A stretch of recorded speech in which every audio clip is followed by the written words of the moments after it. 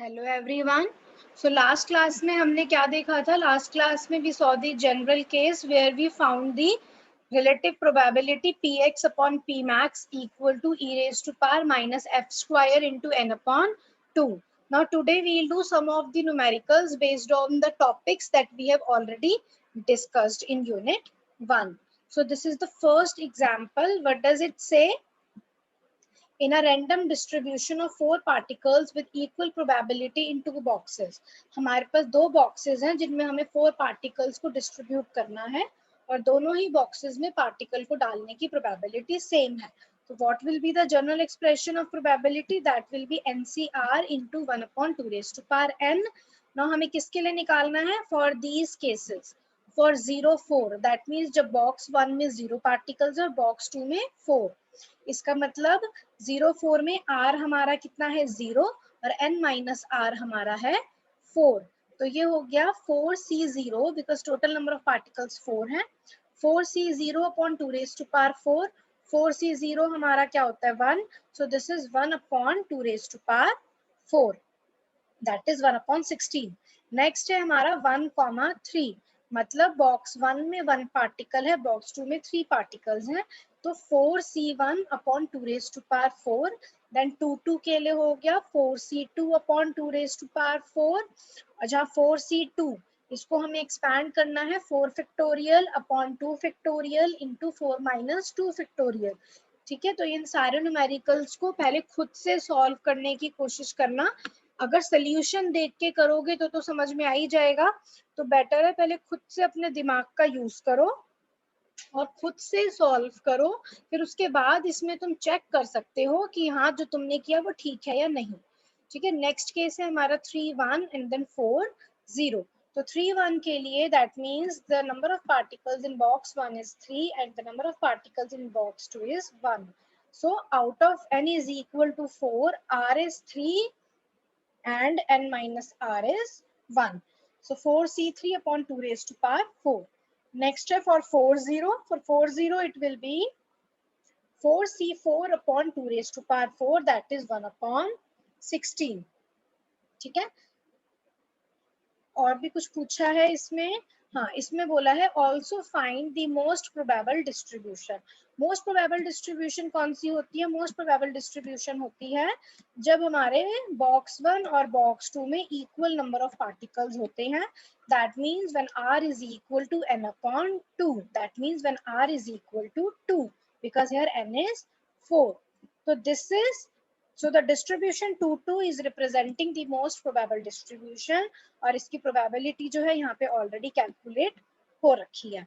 ठीक है, so now we'll proceed with the next example. It says that we have a 6-phased dice. ठीक है, और उसमें हमें एक we are considering a game which involves tossing of 5 such dice. हम 5 dices को toss कर रहे हैं. हमें probability निकालनी है कि नंबर 2 जो है वो आए. फर्स्ट निकालना है 1 डाइस में आए, दूसरा निकालना है 2 डाइस में आए आउट ऑफ 5 डाइसेस. अब यहाँ पर देखो 2 आने की प्रोबेबिलिटी क्या होगी?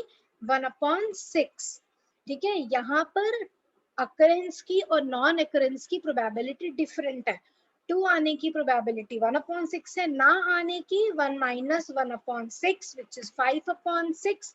तो यहाँ पे जो हम फॉर्मूला यूज करेंगे वो कौन सा करेंगे? NCR into a raised to power r into b raised to power n minus r, which is the r plus 1th term in the binomial expansion of a plus b raised to power n, which is also known as binomial theorem of probability. तो यहाँ पे हम general formula लगाएंगे NCR into a raised to power r into b raised to power n minus r. और यहाँ पे a हमारा क्या है? 1 upon 6 और b हमारा है 5 upon 6. n हमारा क्या है? 5. फॉर फर्स्ट केस r हमारा है 1. फॉर सेकंड केस r हमारा है 2. तो फर्स्ट केस के लिए क्या फॉर्मूला होगा? सिर्फ एक डाइस में 2 आ रहे हैं, बाकी में नहीं आ रहे. And we are tossing 5 such dices. तो NCR, n हमारा है 5, r हमारा है 1 into a raise to power r. a हमारा है 1 अपॉन 6, r हमारा है 1. एक डाइस पे 2 आ रहा है. ठीक है, into b raise to power n minus R. n हमारा 5 है, r हमारा 1 है, तो n माइनस r कितना हो गया 4 विच इज 5 माइनस 1, और b हमारा क्या है 5/6। तो प्रोबेबिलिटी क्या आ गई, इसको सॉल्व कर लेना 0.4। नेक्स्ट दो डाइसेस में 2 आ रहे हैं, बाकी 3 डाइसेस में 2 नहीं आएंगे। तो दो डाइसेस में 2 आना 1/6 रेज टू पावर 2, 3 डाइसेस में 2 का नहीं आना, that means b is 5/6। NCR n हमारा 5 है, r हमारा 2 है। So after solving this we get 0.16। ठीक है, तो इसमें हमने कौन सा फॉर्मूला यूज किया है, NCR into a raised to power r into b raised to power n minus r. Here a is not equal to b, a is 1/6 and b is 5/6। बस बाकी सारी चीजें सेम है, बस फॉर्मूले का ध्यान रखना है। नेक्स्ट हमारा ये दूसरा केस है, यहाँ पर भी a is not equal to b। ये कह रहा है कि हमारा जो कॉइन है, लेट्स से उसमें हेड आने की प्रोबेबिलिटी 0.7 है। ठीक है, हेड और टेल आना, दोनों आनों की प्रोबेबिलिटी अब सेम नहीं है, 1/2 नहीं है। लेट्स से हेड आने की प्रोबेबिलिटी 0.7 है, तो टेल आने की प्रोबेबिलिटी क्या होगी, टोटल प्रोबेबिलिटी 1 होती है। So 1 minus 0.7 that means 0.3। So इस पर्टिकुलर क्वेश्चन में हेड्स आने की प्रोबेबिलिटी 0.7 है, टेल्स आने की 0.3 है। तो मतलब हेड आने की प्रोबेबिलिटी 0.7 है, that means A is 0.7 and head ना आने की प्रोबेबिलिटी 0.3 है, दैट मीन्स B is 0.3। क्योंकि अगर हेड नहीं आएगा दैट मीन्स टेल्स आएगा। तो हमें क्या निकालनी है, प्रोबेबिलिटी निकालनी है कि हम 5 कॉइन्स को टॉस कर रहे हैं, उसमें से 2 कॉइन्स में हेड आए और 3 कॉइन्स में टेल आए। ये फर्स्ट पार्ट है। तो हमारा 2 कॉइन्स में फॉर्मूला क्या होगा, NCR into A raise to power R into B raise to power n minus R. तो 0.7 हमारा A है और 0.3 हमारा B है। तो A raise to power R यहाँ पे कितना है 2, b raise to power n minus R कितना हो गया 3। 2 में हेड आया, 3 में हेड नहीं आया। NCR n हमारा 5 है, r हमारा 2 है। तो ये फॉर्मूला हो गया for getting 2 heads and 3 tails when we toss 5 coins. ठीक है, तो इसको हम सॉल्व कर लेंगे। इसको सॉल्व करके जो तुम्हारा आंसर आएगा, यहाँ पे लास्ट में थोड़ा सा कटा हुआ है तो मैं यहाँ लिख देती हूँ 0.1323। ये तुम्हारा आंसर आना चाहिए when you solve this numerical. Now next question क्या कहता है, when you get all tails, then the third part is when you get the all heads. All tails आने का मतलब क्या है, 0 हेड, दैट मीन्स r हमारा 0 है और n माइनस आर हमारा कंप्लीट 5 है। तो a रेज टू पावर 0 होगा, b raise to power n minus R where r is 0, so it is 5। ठीक है, तो ये टर्म हमारी चली गई। We have 5c0 into 0.3 raised to power 5. 5c0 हमारा 1 होता है. So we have 0.3 raised to power 5 which comes out to be this. And probability of getting all heads. सारे heads आने की probability means r हमारा 5 है, that is equal to n, और n minus r हमारा फिर 0 है, 5 minus 5. तो NCR 5c5 0.7 raised to power 5 into 0.3 raised to power 0. 5c5 भी 1 होता है, तो ये हो गया 0.7 raised to power 5 and we get the probability of getting all heads as 0.168. ठीक है, तो एग्जाम में जब ये न्यूमेरिकल्स आती हैं तो इस चीज का ध्यान रखना है, a is equal to b है या a not equal to b है। अगर a not equal to b है तो फॉर्मूला होगा NCR into A raise to power r into B raise to power n minus r। और अगर a b के इक्वल है, इक्वल टू 1/2, तो फॉर्मूला क्या हो जाएगा, NCR into 1/2 raise to power n। Now next is the topic successive and simultaneous events. Now successive events क्या होते हैं, simultaneous events क्या होते हैं, इनकी सिर्फ तुम्हें definitions पता होनी चाहिए। जो इवेंट एक के बाद होता है उसको सक्सेसिव बोलते हैं। ठीक है, वर्ड से ही पता चल रहा है, यू ऑलरेडी नो इंग्लिश में सक्सेसिव का मतलब क्या है और साइमल्टेनियस का मतलब क्या है। ठीक है, so successive means when 2 events are happening one after the other. Simultaneous means when 2 or more events they are occurring at the same time। ठीक है, जैसे two or more events which occur one after the other, they are known as successive events. Example से और समझ में आएगा. That means tossing of a coin and throwing a dice one after the other. जैसे पहले हमने coin को toss किया, उसके बाद हमने dice को फेंका, तो ये जो दोनों events हैं इसको हमने one after the other किया, तो ये होते हैं हमारे successive events. Simultaneous events क्या होते हैं? When two or more events which occur at the same time. जैसे हम कह रहे हैं कि हमने कॉइन और डाइस को एक साथ, हमने कॉइन को टॉस किया और एक साथ हमने डाइस को थ्रो किया, तो दोनों इवेंट्स को हमने साइमल्टेनियसली किया, तो इन इवेंट्स को हम साइमल्टेनियस इवेंट्स कहते हैं. An example of such an event is the tossing of a coin and a dice together. जब हम दो या दो से ज्यादा इवेंट्स को एक ही साथ कर रहे हैं तो साइमल्टेनियस है, और अगर एक के बाद कर रहे हैं तो सक्सेसिव इवेंट्स होते हैं. ठीक है, बस इसमें इतना ही करना है. Then we'll proceed with the next numerical. It says that हमारे पास 6 डिस्टिंग्विशेबल पार्टिकल्स हैं और उसको हमें डिस्ट्रीब्यूट करना है दो कंपार्टमेंट्स में of equal size. That means दोनों कंपार्टमेंट्स में पार्टिकल के जाने की प्रोबेबिलिटी सेम है. तो हमें क्या निकालना है इस पर्टिकुलर मैक्रोस्टेट 2,4 के लिए. इसकी सबसे पहले हमें थर्मोडायनेमिक प्रोबेबिलिटी निकालनी है, फिर इस पर्टिकुलर मैक्रोस्टेट की हमें प्रोबेबिलिटी निकालनी है. और thermodynamic probability of a particular macrostate क्या होता है? We know that is equal to NCR, which is n factorial upon r factorial into n minus r factorial. This is the thermodynamic probability. तो 2,4 case के लिए n हमारा क्या है? n तो हमारा 6 है. 2,4 केस के लिए r हमारा, that means number of particles in first compartment कितने हैं? 2 है, तो r हमारा 2 हो गया. तो n माइनस r हमारा क्या हुआ? 6 माइनस 2 दैट इज 4. ठीक है, तो number of particles in compartment 1 is 2 that is r, and number of particles in compartment 2 is 4 that is n minus r. total number of particles 6 है. फॉर्मूले में substitute कर दो, you will get the answer. Here it is 15. Next probability निकालनी है macrostate की. Formula क्या होता है? NCR into 1/2 raised to power n. ठीक है, तो NCR हमारा कितना है? This is the thermodynamic probability. ठीक है, into 1/2 raised to power n, n हमारा 6 है. तो क्या हो गया? 15/2 raised to power 6. So 15/64 is the answer of this particular case. Simple है, फॉर्मूले याद है, कॉन्सेप्ट्स क्लियर हैं, तो बहुत सिंपल है. ठीक है, next is the example 29 which is 8 similar coins are tossed for a large number of trials. हमने 8 कॉइंस जो हैं उनको टॉस किया. ठीक है, now what we have to find, first हमें प्रोबेबिलिटी निकालनी है of getting the heads of 5 coins upper most.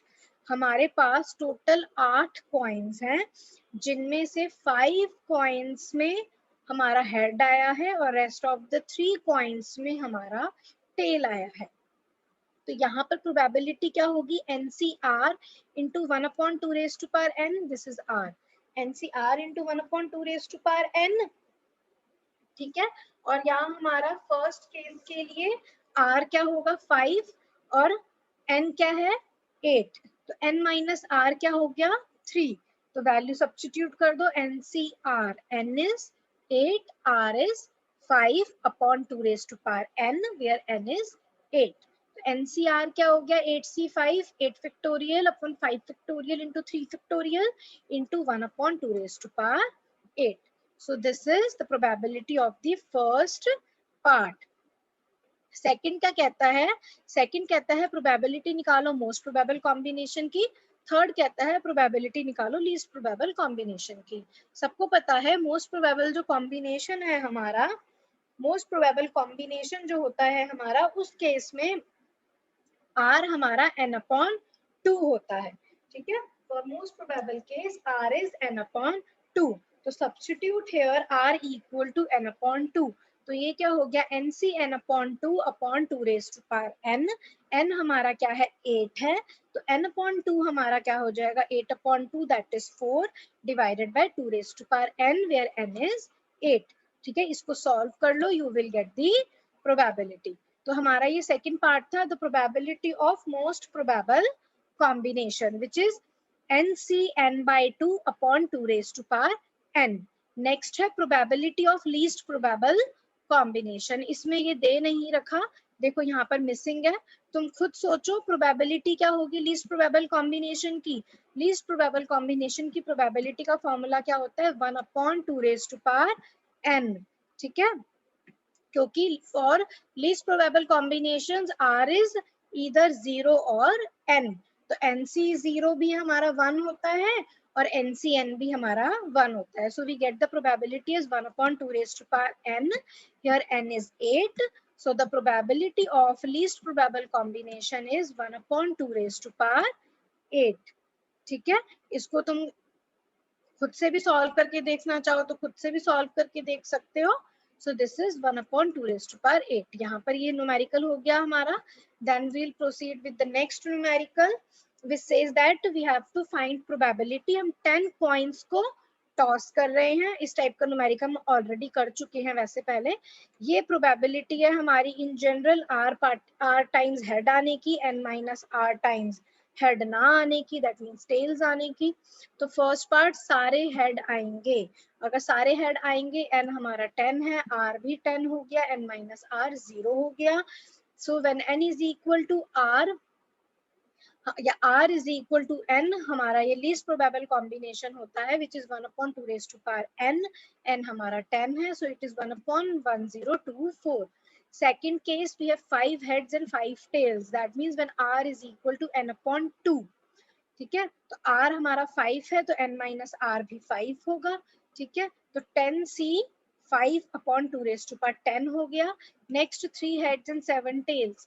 Heads 3 बार आया है तो r हमारा 3 हो गया, तो दिस इज 10c 3/2n। इसको सॉल्व कर लेना। Next case 7 heads and 3 tails, मतलब r हमारा 7 है, n-r हमारा 3 है, n हमारा 10 है। तो फॉर्मूले में सब्स्टिट्यूट कर दो, 10cr NCR/2n, n हमारा 10 है, r 7 है, तो ये हो गया 10c 7/2n where n is 10। इसको सॉल्व कर लेना, you will get this answer। Now we'll proceed with the next numerical, example number 31। ये क्या कहता है, in a random distribution of 10 particles between two boxes with equal probability।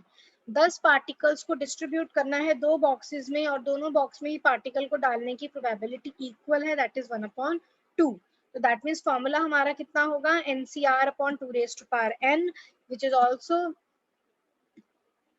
can also be written as n factorial upon r factorial into n-r factorial into 1/2n। ठीक है, तो box 1 में particles होना कितने हैं, total number of particles in box 1 is r, total number of particles in box 2 is n-r।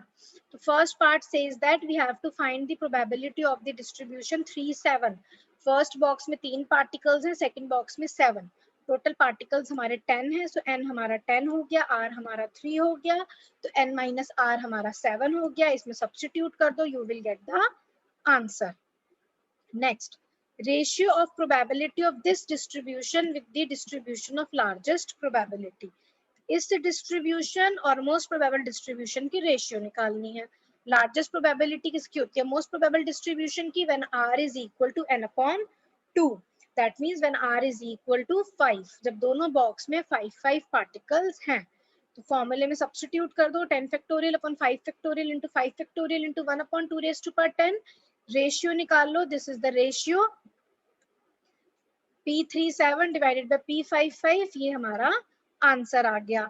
ठीक है, next part क्या कहता है, what will be the total number of microstates. Total number of microstates in a system कितनी होती है, 2n। Total number of macrostates कितनी होती है हमारी बाय फॉर्मूला n+1। ठीक है, तो n हमारा कितना है, 10 है, तो टोटल नंबर ऑफ माइक्रोस्टेट्स होगी 2n, that is 210। Total number of macrostates कितनी होती है, n+1, so here n is 10, so this is 10+1, that is 11। Next part, the number of microstates in macrostate this. इस पर्टिकुलर मैक्रोस्टेट में हमें number of microstates निकालनी है। Number of microstates in a particular macrostate हमारा क्या होता है, NCR। ठीक है, सारे फॉर्मूले हम कर चुके हैं, which is also known as the thermodynamic probability. तो n हमारा कितना है 10 है, r हमारा कितना है 3 है, तो n माइनस r हमारा कितना होगा 7. तो NCR can be written as n factorial upon r factorial into n minus r factorial. So 10 factorial upon 3 factorial into 7 factorial, that comes out to be equal to 1 upon 120. ठीक है, so here answer is 120. तो ये हमने कुछ numericals देखे. Next some important results on probability. इसमें ये कुछ करने वाली चीज नहीं है, ये जो हम पहले कर चुके हैं इनको बस कुछ कुछ इसको समराइज्ड वे में लिख रखा है. तो फर्स्ट पॉइंट क्या कहता है, ये हम ऑलरेडी पढ़ चुके हैं. If P is the probability of an event to take place in one trial, then the expected number of times the event may occur in n trial is equal to n into P provided n is very large. ये हम already पहले देख चुके हैं. Expected number of times the event may occur is equal to n into capital P, where capital P is the probability of an event to take place in one trial. जो हमने अगर तुम्हें याद हो तो ये हमने ऑलरेडी पहले डिराइव किया है जब हमने एक्सपेक्टेड नंबर ऑफ केसेस वाला टॉपिक किया था. ठीक है, नेक्स्ट क्या कहता है, अगर happening of event probability P है तो नॉन हैपनिंग या failing of that event probability क्या होगी 1 माइनस P. दो इवेंट्स अगर साइमल्टेनियसली अकर कर रहे हैं तो प्रोबेबिलिटी क्या होगी of both the events to occur together P1 into P2. और अगर ऐसे टोटल n इवेंट्स हैं तो what will the probability that all the events will occur together is given by this relation, which is also known as the multiplication theorem of probability. ठीक है, n distinguishable particles जो है इनको आपस में हम किस तरीके से अरेंज कर सकते हैं in n factorial ways. The number of ways in which r particles can be selected and arranged. मैंने बताया था अगर arranged word आ रहा है तो इसका मतलब यहाँ पर जो है क्या इंपॉर्टेंट है कि कौन सा पार्टिकल किस पोजीशन में है. ठीक है, तो यहाँ पर हम परम्यूटेशन लगाते हैं, so that is NPR. और अगर हमें सिर्फ number of ways in which are particles can be selected without regard to the order of selection. Order of selection important नहीं है, मतलब अरेंजमेंट अगर इंपॉर्टेंट नहीं है, नंबर ऑफ पार्टिकल्स को कितने तरीके से हम लोग अरेंज कर सकते हैं उसमें हम कॉम्बिनेशन लगाएंगे. ठीक है, ये मैंने ऑलरेडी पहले बताया था जब हमने परम्यूटेशन और कॉम्बिनेशंस पढ़ा था. Number of ways in which they are objects can be selected and arranged. जहाँ अरेंज्ड वर्ड आ जाता है वहाँ परम्यूटेशन होगा. ठीक है, और जहाँ पे हमने सिर्फ सेलेक्ट किया है without regard to the order of selection, ठीक है, तो वहां पर हम कॉम्बिनेशन लगाते हैं. ये सब पहले कर चुके हैं, ये बस इनको यहाँ पे समराइज करके इन्होंने यहाँ 8 पॉइंट्स में लिख रखा है जिसका कोई यूज नहीं है. नेक्स्ट हमारा क्या कहता है, ये अगर n डिस्टिंग्विशेबल पार्टिकल्स हैं उनको हमें a कंपार्टमेंट के अंदर डालना है तो कितने तरीके से नंबर ऑफ ये कहता है the number of different ways in which n distinguishable objects can be put in a compartments without any limitation on the number of objects that can be placed in any compartment is. जब मैंने पहले किया था तो वहाँ पे k compartments था तो हमने लिखा था k raised to power n. ठीक है, यहाँ पे कितने कंपार्टमेंट्स हैं हमारे, यहाँ k कंपार्टमेंट नहीं है, कैपिटल A है. हमारे पास total number of particles n है जिनको हमें डिस्ट्रीब्यूट करना है a कंपार्टमेंट्स के अंदर. तो कितने तरीके से हम उसको डिस्ट्रीब्यूट कर सकते हैं, so that is a raise to power n. और अगर a की जगह हमारे पास 2 कंपार्टमेंट्स होते हैं तो हम कितने तरीके से अरेंज कर सकते हैं 2 raise to power n. That is the total number of micro states in the system. अब हम फिर से कुछ न्यूमेरिकल्स देखेंगे. Now example number 32. ये क्या कहता है, 5 marksmen shoot simultaneously at a target and the probability for each of them to hit the target is 1/3. What is the probability for at least one marksman hitting the target? ये मैंने पहले एक numerical किया था उसमें बताया था. जहां एटलीस्ट 1 आता है उसको हम किस तरीके से निकालते हैं, पहले हम निकालेंगे कि किसी ने भी टारगेट को हिट नहीं किया, फिर उसको 1 से माइनस कर देंगे. तो probability for at least 1 marksman hitting the target कितना होगा, 1 minus probability of no one hits the target. तो टारगेट को हिट करने की प्रोबेबिलिटी 1/3 है, तो ना हिट करने की प्रोबेबिलिटी क्या होगी 1 minus 1/3 which is 2/3. This is the probability for each marksman missing the target. So this is minus 1/3, that is 2/3. तो प्रोबेबिलिटी क्या होगी कि पांचों के पांचों मार्क्समैन जो है टारगेट को मिस कर दें. 2/3 into 2/3 into 2/3 into 2/3 into 2/3. That means 2/3 raised to power 5. So probability for at least one hitting the target क्या होगा? 1 minus no one hits the target. 1 minus 2/3 raised to power 5, which comes out to be 0.87. I guess clear है अब सबको ये numerical. Next हमारा क्या है? ये हमारा पार्ट है when we have 6 phased dice. Consider a game in which we are tossing 5 dice, मतलब n हमारा 5 है. तो कैलकुलेट करनी है प्रोबेबिलिटी कि हमारा 4 आए, एक डाइस में, 2 डाइस में, 5 डाइस में, किसी भी डाइस में नहीं, और कम से कम एक डाइस में. देखो 4 आने की प्रोबेबिलिटी कितनी है? 1/6. ना आने की 5/6. 1 minus 1/6. तो यहाँ आने की और ना आने की प्रोबेबिलिटी डिफरेंट है. तो फॉर्मूला हम कौन सा यूज करेंगे? ये वाला, NCR into A raised to power R into B raised to power n minus R. यहाँ पे A हमारा 1/6 है और B हमारा 5/6 है. ठीक है, NCR को हम लिख सकते हैं n factorial upon R factorial into n minus R factorial. तो 4 हमारा एक डाइस में आए, मतलब n हमारा 5 है और R हमारा 1 है. ठीक है, तो इस फॉर्मूले में सब्स्टिट्यूट कर दो, n को 5, R को 1. नेक्स्ट हमारा 2 डाइस में 4 आए, बाकी डाइस जो बाकी डाइस है उनमें 4 ना आए. तो टोटल हमने कितने डाइस टॉस किए? हमने टोटल 5 डाइस टॉस किए. ठीक है, तो जिसमें से हमारे 2 डाइस में है, 2 डाइस में 4 आया, मतलब R हमारा 2 है, और रेस्ट जो हमारे 3 डाइस है उसमें 4 नहीं आया. तो फॉर्मूला क्या हो जाएगा? 5 factorial upon 2 factorial into 5 minus, इसको करेक्ट करो यहाँ पे, 5 माइनस 2 फैक्टोरियल. ठीक है, that will come to be 3 factorial. That comes out to be 3 factorial into 1/6 raised to power 2 into 5/6 raised to power n minus r. That means 5 minus 2, that is 3. इसको solve करोगे, you will get the answer. हो सकता है calculations में थोड़ी mistake हो, but अपना formula सही लिखना और सब्स्टिट्यूशन सही रखना. नेक्स्ट क्या है? 5 डाइस में 4 आया. ठीक है, मतलब n हमारा टोटल 5 है, यहाँ पे r आएगा, ये गलती है, r जो है हमारा वो भी 5 है, तो n माइनस r हमारा 0 होगा.